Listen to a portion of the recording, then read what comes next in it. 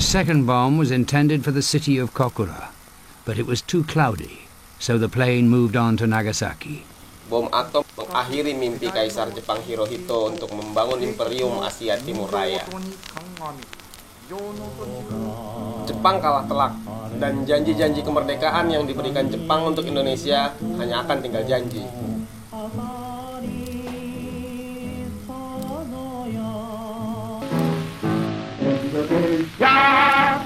Pada tanggal 7 bulan 9, 2019, Dai Nippon Teikoku mengumumkan bahwa akan memperkenankan kemerdekaan di kelak kemudian hari. Pada hari itu, Paduka Tuan Yamamoto, Somubucho, mengumumkan kepada para wartawan kenyataan kemerdekaan yang mengandung arti besar dalam sejarah Indonesia. Inilah latar belakang terjadinya peristiwa Rengas Dengklok. Para pemuda berpikir cepat dan ingin segera memerdekakan diri tanpa melalui panitia persiapan kemerdekaan Indonesia bentukan Jepang.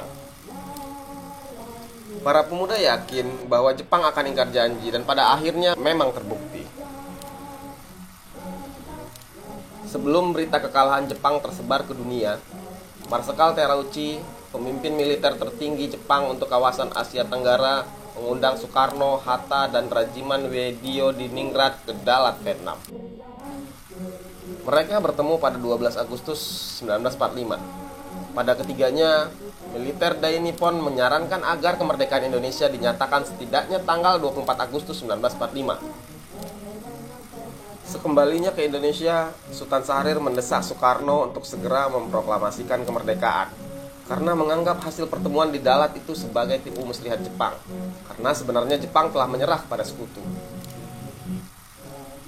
Soekarno belum yakin bahwa Jepang memang telah menyerah, dan menurutnya jika proklamasi kemerdekaan RI dilaksanakan saat itu juga akan dapat menimbulkan pertumpahan darah yang besar dan dapat berakibat fatal jika pejuang Indonesia belum siap. Sejalan dengan Sultan Syahrir, golongan muda yang tergabung dalam kelompok Menteng 31 juga menuntut agar proklamasi dilaksanakan sesegera mungkin. Setelah berdiskusi dengan Tan Malaka, golongan muda yang terdiri dari Sukarni, Wikana, Khairul Saleh, Adam Malik, Sayuti Melik, dan yang lainnya berinisiatif menculik Bung Karno dan Bung Hatta. Mereka meminta Soekarno-Hatta segera memproklamirkan kemerdekaan, dan terjadilah peristiwa Rengas Dengklok. Garis takdir memang memihak kepada republik ini. Andai saja peristiwa Rengas Dengklok tidak terjadi, mungkin saja proklamasi bukan tanggal 17 Agustus tahun 45. Atau mungkin saja kedaulatan kita kembali ke Belanda lewat sekutu, karena pada saat menyatakan kekalahan 14 Agustus di atas kapal Missouri, salah satu perjanjiannya adalah Jepang harus mengembalikan kekuasaan di Indonesia kepada penjajah lama.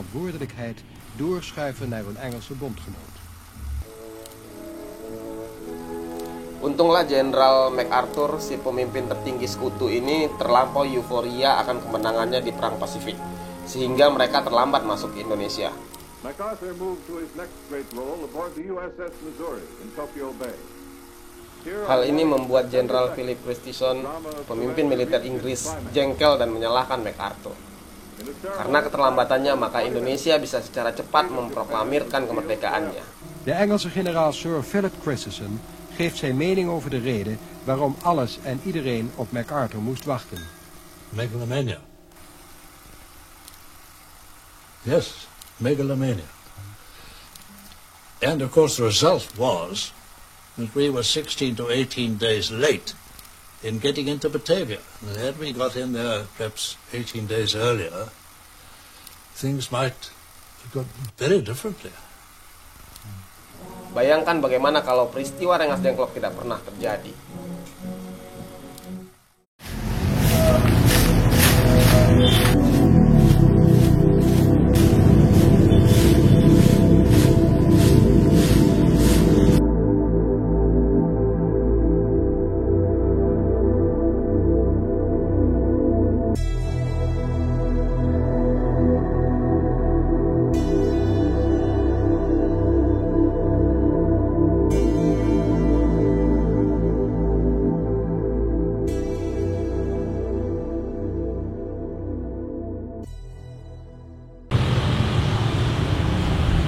Nah, ini adalah Tugu Kebulatan Tekad yang dulunya adalah tangsi militer, tangsi tentara peta.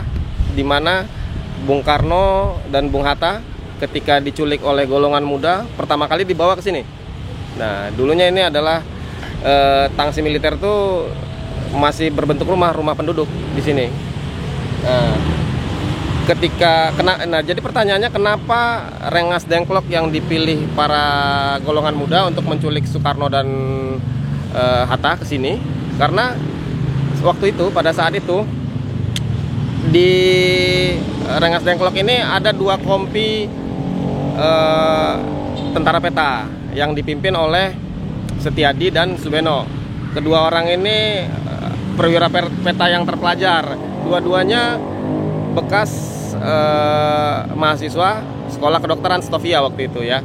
Nah, karena pemikiran para tentara peta ini sejalan dengan para golongan muda, akhirnya diputuskan Bung Karno dan Bung Hatta dibawa ke sini, dijemput ke sini, disembunyikan di sini supaya Jepang tidak bisa menemukan mereka. Dan kalau terjadi apa-apa, tentara peta di sini cukup kuat. Kemudian kenapa lagi Rengas Dengklok yang dipilih? Karena posisi Rengas Dengklok tidak terlalu jauh dari Jakarta dan tidak juga di jalan utama Jakarta Cirebon. Kemudian juga ada Sungai Citarum yang bisa menjadi lokasi evakuasi ya kalau misalnya tiba-tiba Bung Karno dan Bung Hatta dikejar oleh Jepang. Nah, mungkin itu pertimbangan kenapa Bung Karno dan Bung Hatta diculik dan dibawa ke Rengas Dengklok. Nah, setelah dari markas peta ini,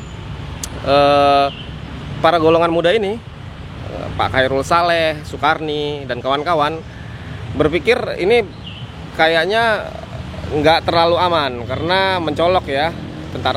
Markas peta itu mencolok. Kemudian Bung Karno dan Bung Hatta dibawalah ke rumah Rengas Dengklok itu.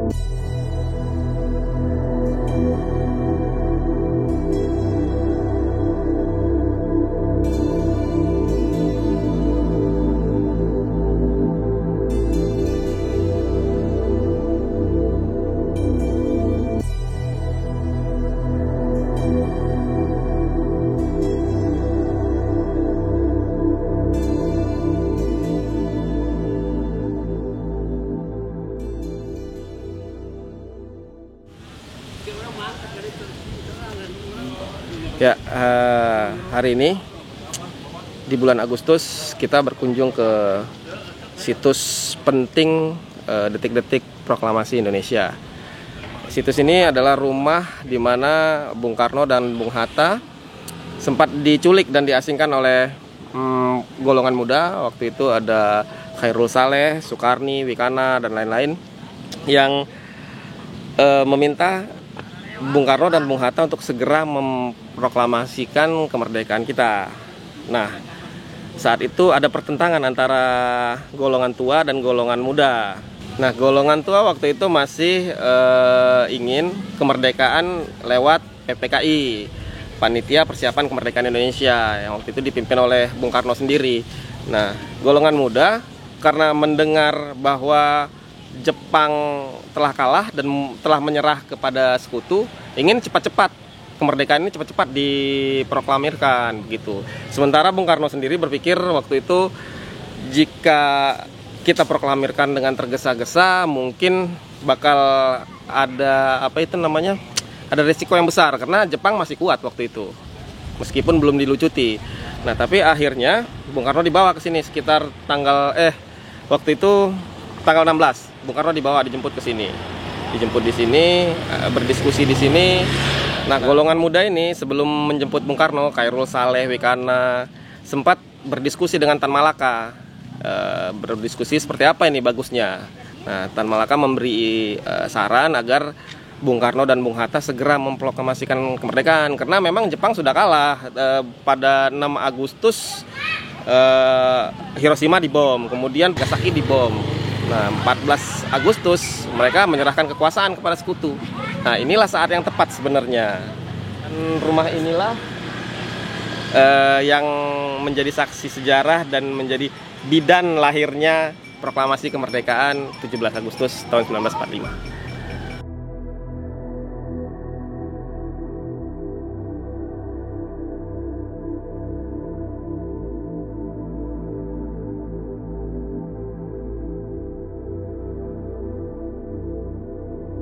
Pada subuh 16 Agustus 1945, Bung Karno juga Bung Hatta diculik oleh para pemuda ke Rengas Dengklok.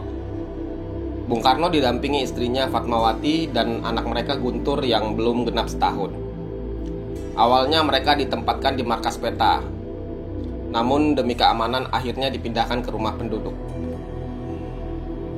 Rumah yang disinggahi Bung Karno dan Bung Hatta ini milik seorang petani keturunan Tionghoa bernama Jiao Qisiong. Kini rumah ini dirawat dan dijaga oleh generasi ketiga Jiao Qisiong, Yanto Jauhari. Jiao Qisiong lahir sekitar tahun 1880 di Desa Pacing, Sambo, Karawang.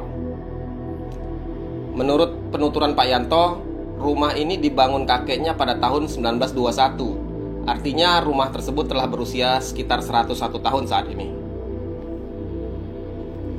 Namun lokasi rumah saat ini sekarang sudah tidak lagi berada di posisi asli saat Bung Karno dan Bung Hatta menyinggahi rumah ini.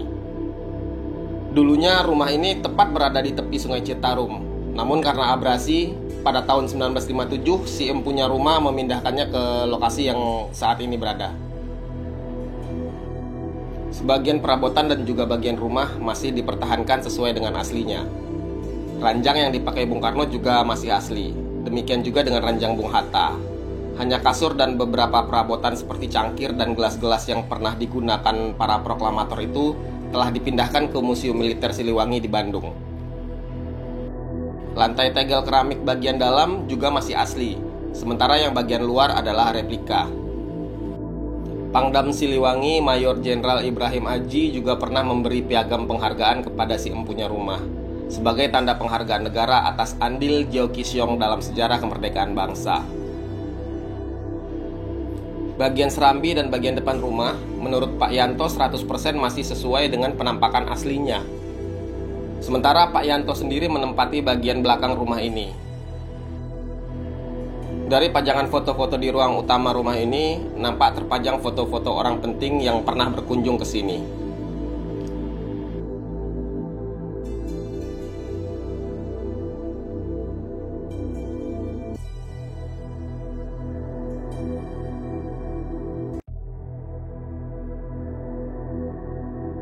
Di dalam rumah terpajang banyak foto-foto Bung Karno dan Bung Hatta.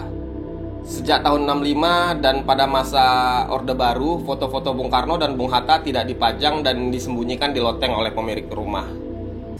Sejak Gus Dur menjadi presiden, barulah foto-foto itu mulai dipasang kembali hingga saat ini.